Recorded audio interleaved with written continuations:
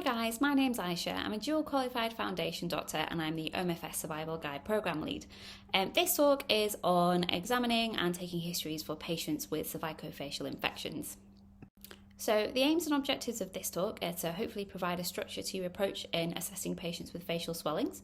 We want to help reinforce your understanding of red flags with facial swellings and to also gain an understanding of the pathology behind some of the signs on examination that you're going to be seeing. And we're also going to revise a little bit of clinical anatomy as well that's relevant to the spread of infection across the face and the neck. So in our usual survival guide format, we're going to be taking you through some cases to help illustrate these points. So we have case 1, and you've got Derek Smith, who's a 57-year-old male that's been referred by A&E with a lower left facial swelling. They tell you he can't open his mouth very wide, and he saw a dentist last week who placed a filling.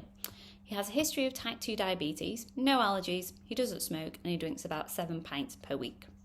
So this is just the phone call that you've had, and you can see there's not very much information, and this is often the type, it's very typical of a sort of request for assessing a patient that you'll get, but there's lots of things that you want to be asking over the phone. So what else can you think of that you would want to ask for? So we can ask for the patient's observations.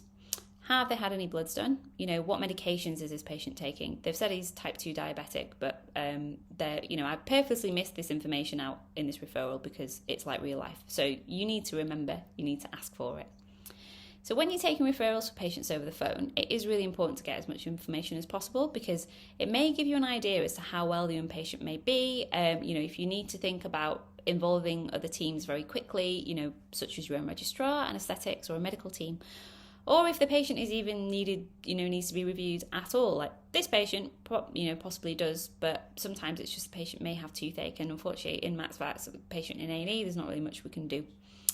It's always really important to ask for that patient's observations because it may give you an idea as to sepsis and any blood results that they might have. We also want to know, have they done any other imaging, such as a CT or an OPG?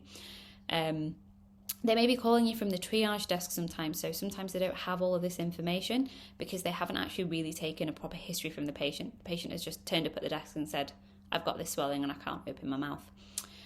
You may also be really busy and you might not be able to get to Derek immediately. So having, things done such as bloods and an OPG in the meantime before you can go and assess him will speed things up a little bit because, having those investigations may change your mind as to whether or not you admit the patient or send them home.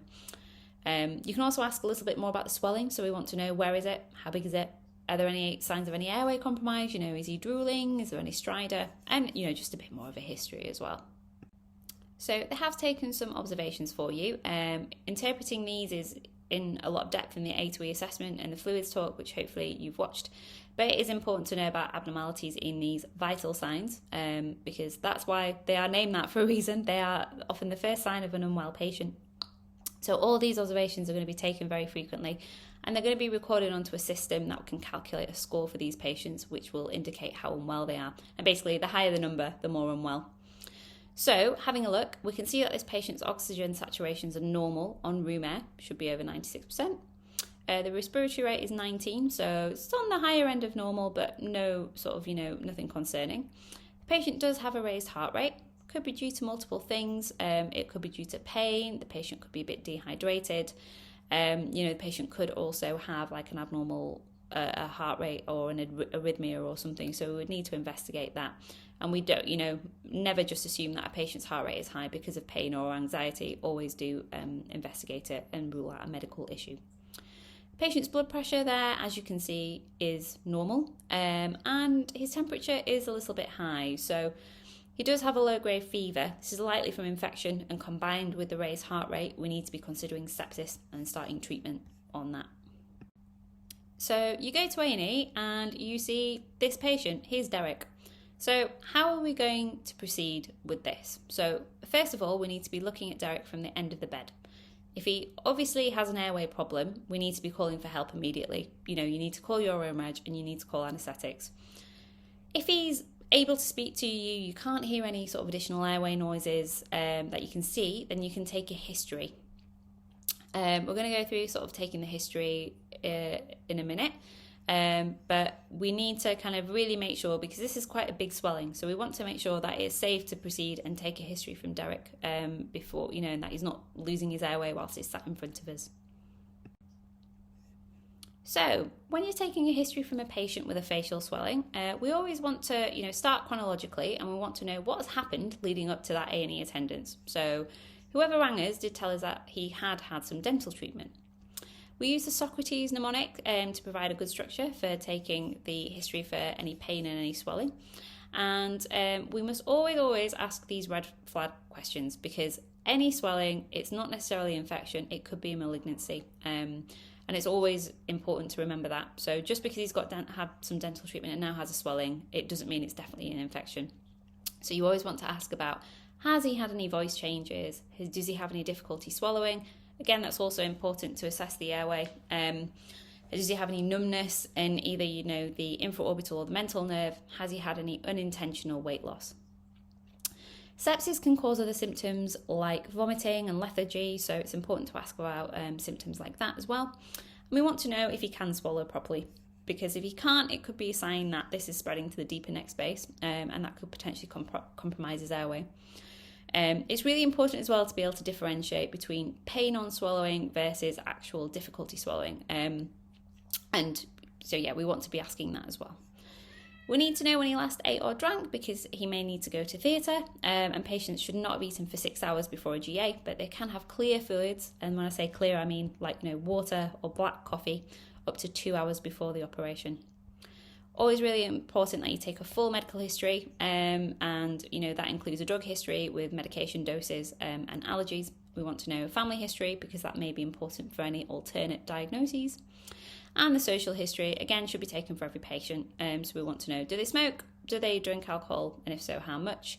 Do they take any recreational drugs? And what do they do for a living? And who lives at home with them? Because that's important for us to discharge them.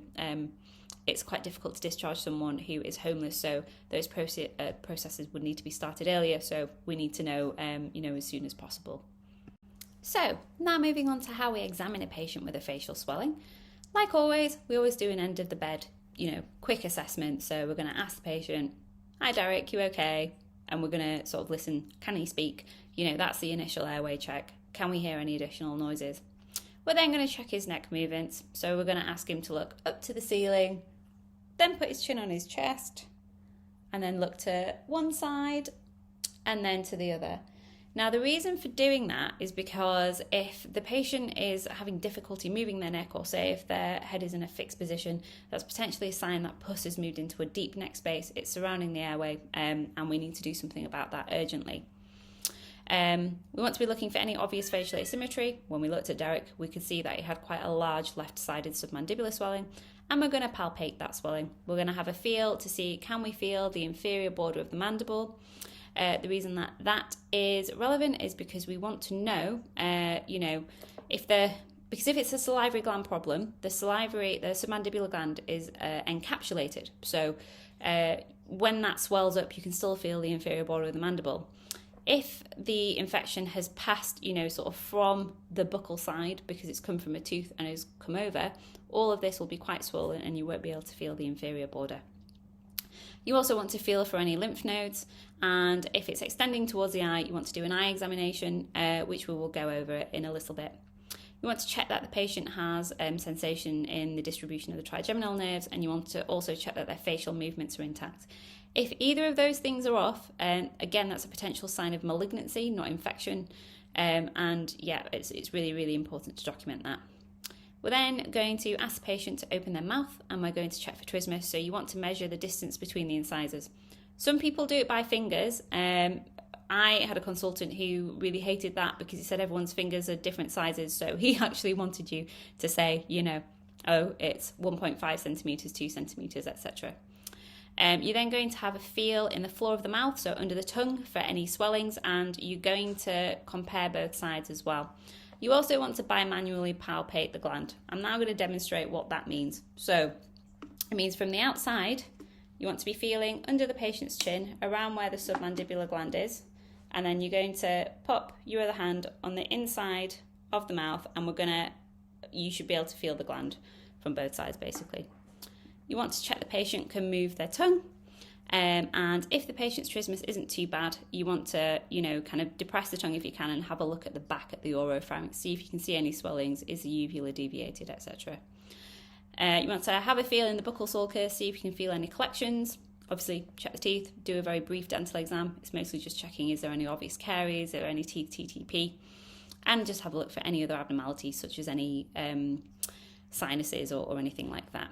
If it's a parotid swelling, you also want to see if you can push on the parotid and express any saliva from the duct. So what are the signs of airway compromise? So like we said, we always do our end of the bed assessment, and if the patient's been speaking in full sentences, there's no immediate airway compromise. Can we hear any additional airway noises? Can we hear any stridor or any stertor? Can they finish their sentences? Can you see that they're drooling, or is their tongue protruding out of their mouth? That's obvious. Like we said, checking their neck movements is really important, and we also want to be able to measure the trismus, because as well as giving us an indication of, that it's moved into different spaces, it's also really important to tell the anaesthetist, because they will want to know how wide can the patient open their mouth, because they want to know how easy it's going to be for them to intubate the patient.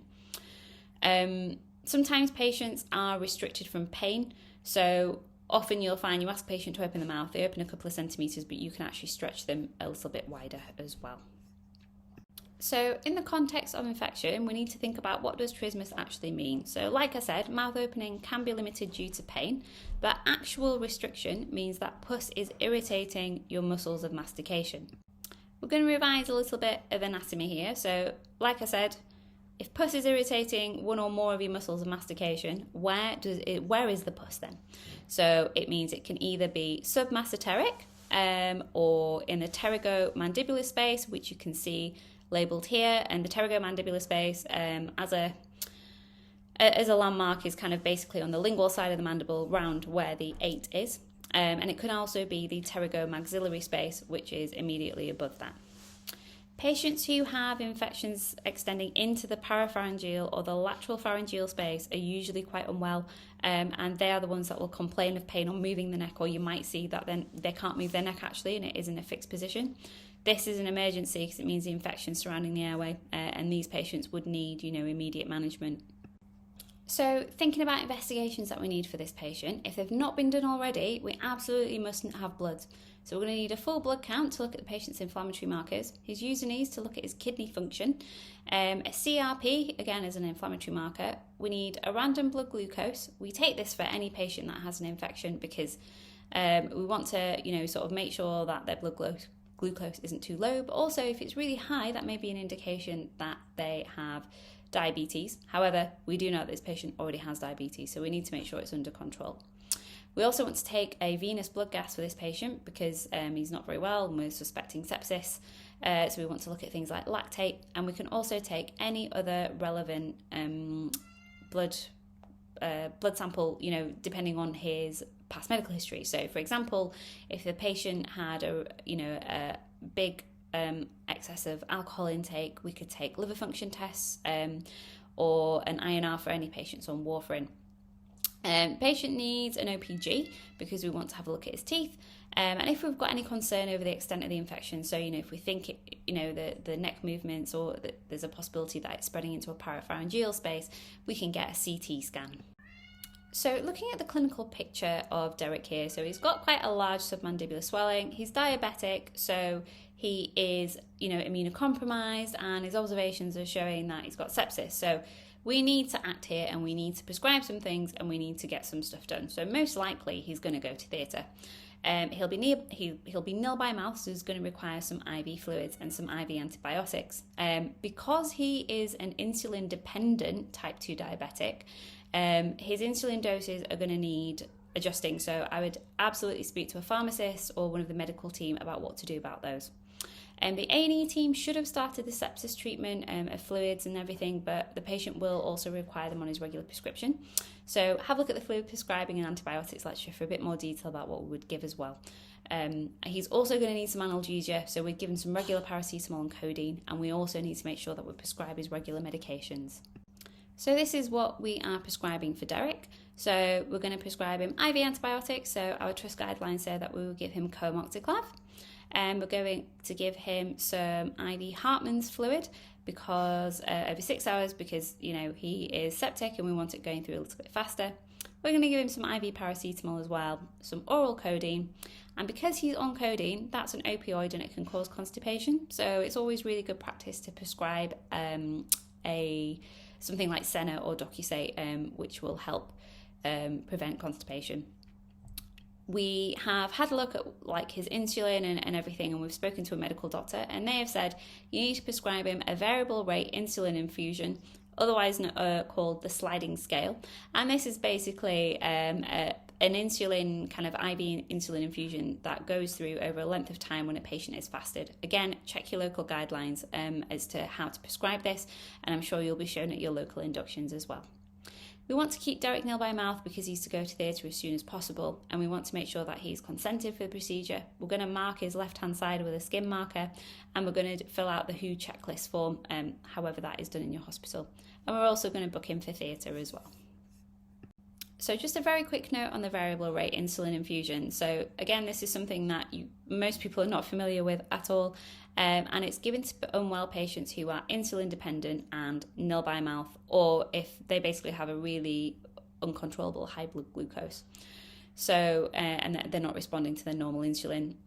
So our patient who is likely going to miss more than one meal because we don't know when he's going to be able to be taken to theatre, he's going to have to go on this. So basically what they do is you prescribe it's all kind of via protocol. So you prescribe a fluid rate and a fluid amount based on the patient's potassium and what their blood glucose is like. The nurses then take an hourly blood glucose reading, and the rate of the insulin infusion is adjusted basically according to whatever the blood glucose is to bring it within range. So all of our patients, generally speaking, who are admitted as emergencies should go on this because we don't know how long they'll be fasting for. Patients who are admitted electively, usually they may just have adjustments to their insulin dose because they have more of a predictable theatre time, but that's not always the case. If you're ever in doubt, speak to your senior, speak to the medical team and the pharmacy team as well, because they're very, very hot on insulin prescribing and caring for patients who are diabetic. So we're now moving on to case 2. So again, you're on call and you've now got Sarah, who's a 35-year-old female who's been referred into A&E by her dentist, and she's got a big swelling around her right lower jaw. She says it came up quite suddenly today after she was eating her lunch.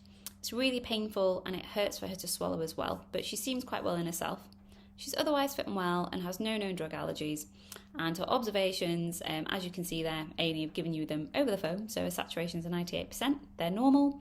Her respiratory rate is 15, which is normal. Her heart rate is 90, which is also normal. Her blood pressure is 121/94. Sorry, you can't see that because I'm hiding it. It's normal. But yeah, basically everything is normal. So, like we said, we want to get as much information as we can over the phone. So what else should we be asking? So we want to ask them, are there any signs of any airway compromise? Have they done any investigations? Do we have any bloods or an OPG? And is there anything else that we actually want to ask for? So for this patient, I would be asking for an OPG because we want to have a little look at her teeth. So we're going to go down and see Sarah, and as always, we always do an end of the bed assessment, and we're going to assume that Sarah has no airway compromise because she's able to speak to you fully and tell you a history.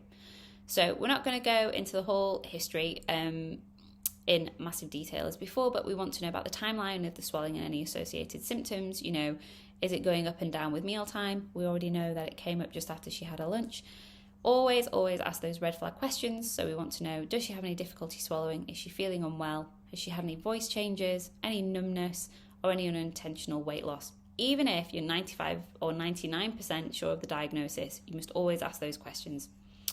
We want to know, why did she go to the dentist in the first place? Because as we know, her dentist was the person that sent her in. And has she had any dental pain or any recent dental work?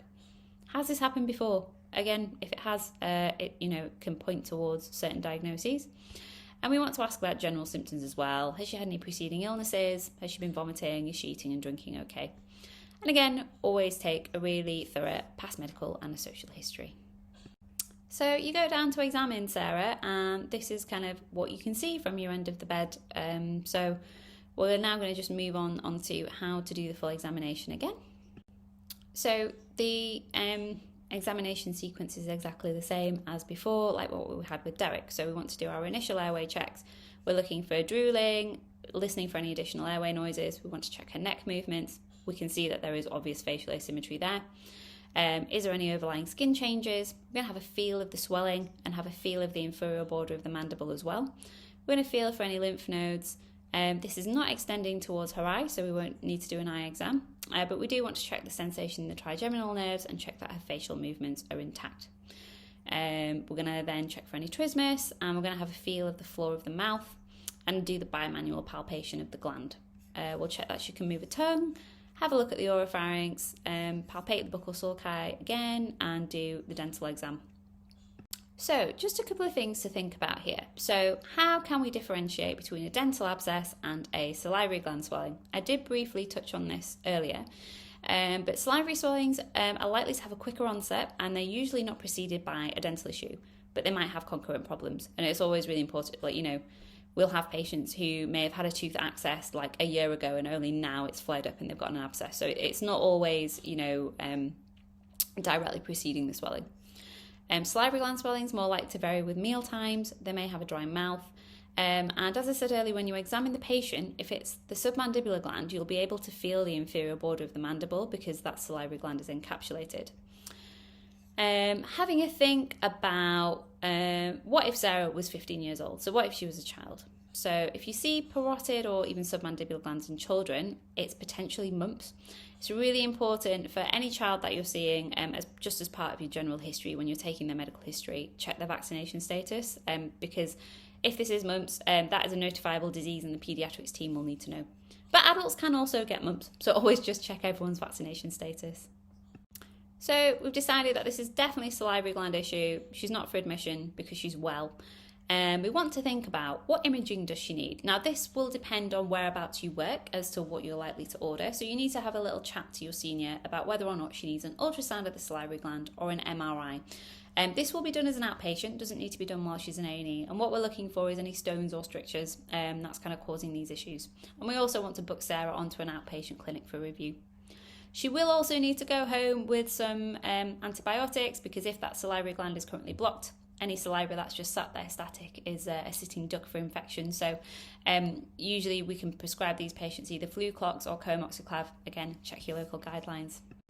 So as I said, we were quite happy to discharge Sarah, but it's always really important to think about any reasons that you would admit a patient, and are there any things in the history that make you think that this could be something else going on. So any reasons to admit: if there were any sort of risks of any airway compromise, if Sarah was systemically unwell, if she was septic or vomiting or something. It's really important to note, so in the elderly, patients can get salivary gland infections due to dehydration. So basically, you're dehydrated, your saliva doesn't flow because you don't have as much water there. So then bacteria travel up the duct and cause infection. So in a patient like that, if she was older, I would be checking her bloods. I'd be looking at the U's and E's to see, have a look at her kidney function and her general hydration, because that sort of patient would need admission to treat the dehydration just because they're unwell as well. Like I said, we always ask those red flag symptoms because any patient can have, anyone could have a malignancy. It doesn't matter that she's 35. So we'd always want to be asking about, has she got any numbness anywhere? Especially if she'd had a dental extraction, if anything was associated with a non-healing socket, has she had any unintentional weight loss, any night sweats or any other lumps anywhere, associated neck nodes as well.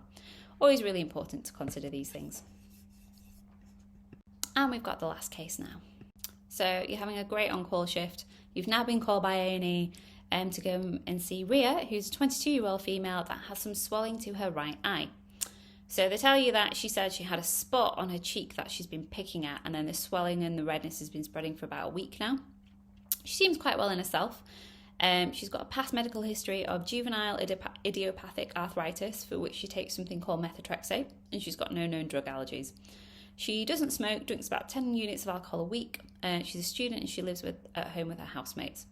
Her observations are pretty normal. Her saturations are 98% on room air. Her respiratory rate is fine. She is a bit tachycardic, and her blood pressure is normal. But yeah, she does also have a bit of a low-grade fever. They've also done some bloods for you. So these are quite abnormal. So you can see your white cells are quite high. They're 15.3.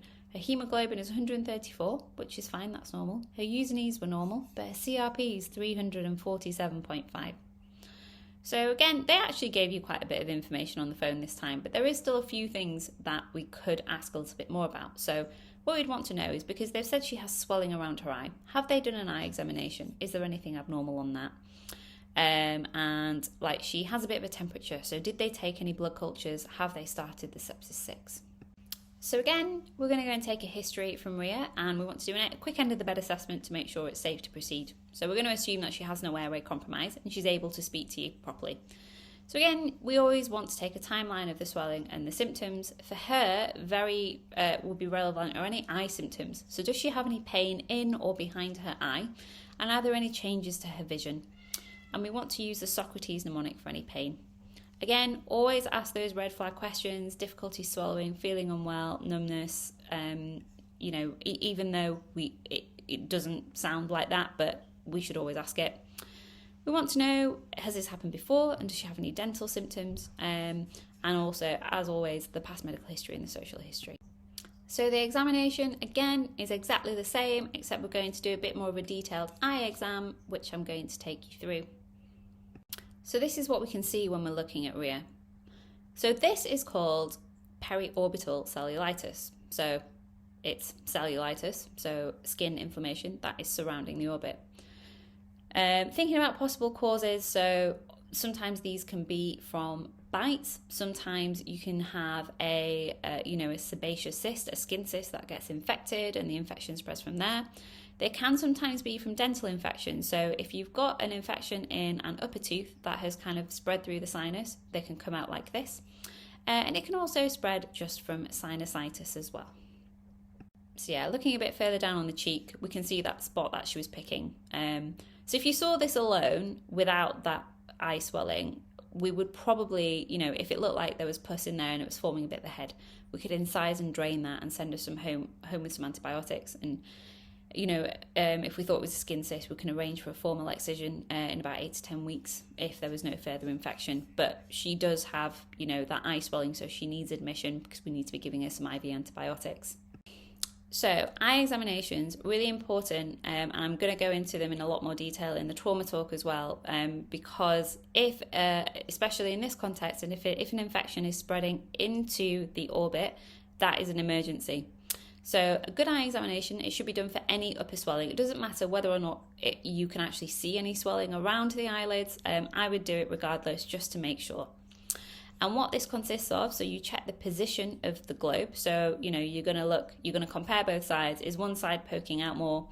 You're going to check the patient's eye movements. So you're going to ask them to keep their head still, and you're going to move your finger and ask them to follow your finger with their eyes, and you're going to make sure that they can move their eyes, and you're going to ask them as well, does it hurt, in any direction? Can they see more than 2 fingers?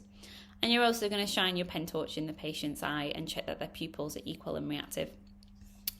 Because any infection can spread upwards to the eye, especially from upper teeth or the skin, sometimes, as you can see in this patient, the eye can be swollen shut, but it's really important that you open it. It will be painful for the patient, but we really do need to assess their eyes, because if there is that what we call orbital cellulitis, then that is an emergency, and it needs emergency treatment because the patient can actually lose their sight.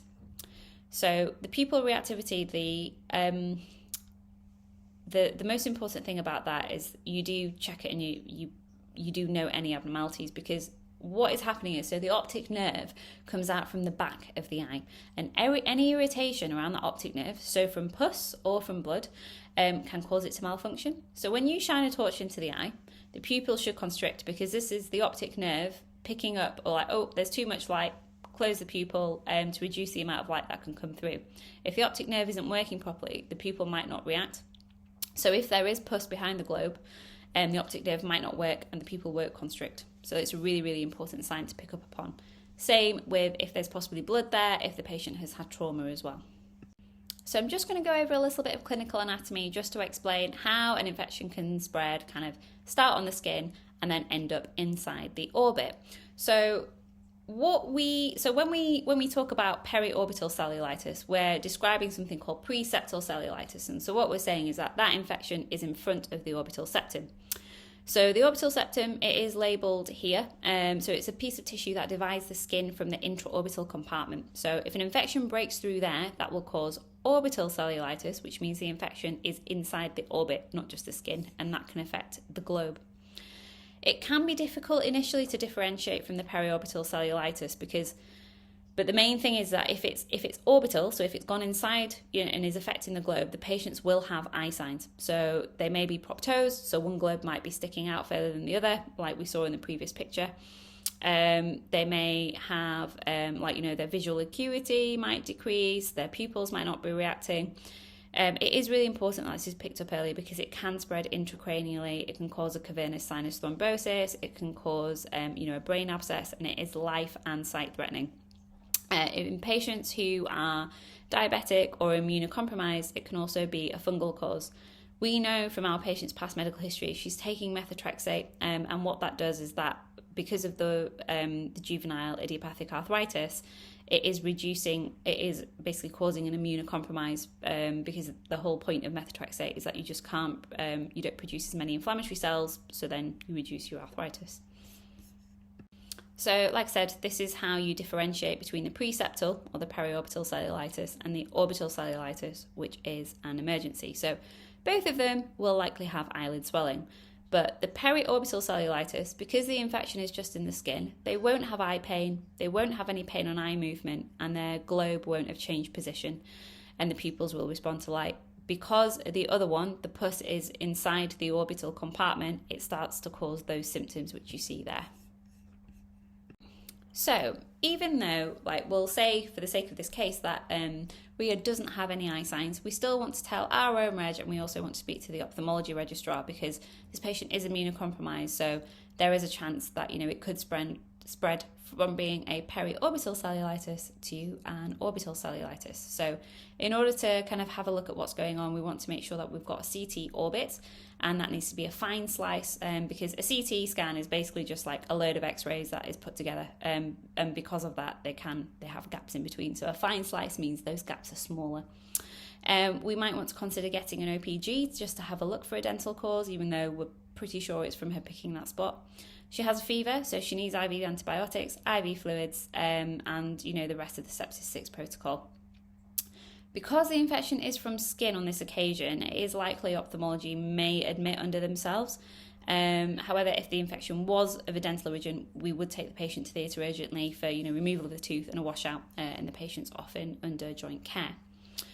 The other important thing that we need to do is, because she's on methotrexate, we need to speak to rheumatology or the medical registrar, if it's out of hours, about this methotrexate, about whether or not we would stop it. Because, if she needs to go to theatre and, she's at very high risk of infection, it may be that we can stop this temporarily just while she recovers from everything. So that is the end of the cases, and I've just got some important take-home points here for you. So, facial swelling is a very common presentation to oral and maxillofacial surgery, and there's really important things that you need to be aware of because things aren't always as they seem. So always consider potential immunosuppression. Patients who have alcohol access, diabetics, patient on any sort of rheumatological or immunomodulatory drugs, and have a low threshold for admission for them, and do speak to someone about their management, because they can sometimes present with quite strange infections, and they don't really respond to antibiotics as well as what some of the patients may do. So it is really important that people know that they are in the building and that they're getting the appropriate care. Always examine your patients thoroughly and systematically. Goes without saying, but if you do the same examination every single time, you won't miss anything. Know your local antibiotic guidelines, so you don't need to memorise these, but if you have the Micro Guide app on your phone, you'll be able to access your local guidelines wherever you are. And know the signs of a deteriorating patient. So we go through all the observations and how to interpret them and do the A2E assessment in the A2E talk, but it is a really, really important factor, and is something that we do reinforce throughout quite a lot of these talks, but it's so important. So some useful learning resources for you. So the Pocket Dentistry website has a really useful page on spreading cervico-facial infections.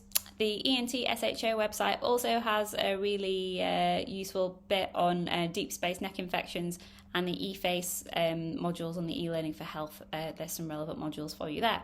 This book I put on as further reading on pretty much every single slide because it's really useful. It's very procedural and will kind of take you through what you should be checking and when to call for help. So thanks for listening. If you've got any questions, please don't hesitate to email us. And if you have any feedback, we'd really appreciate it if you'd fill out the feedback form under this talk as well. Please do follow us on Instagram. We'll have lots of handy flashcards and further information on our future courses. Good luck.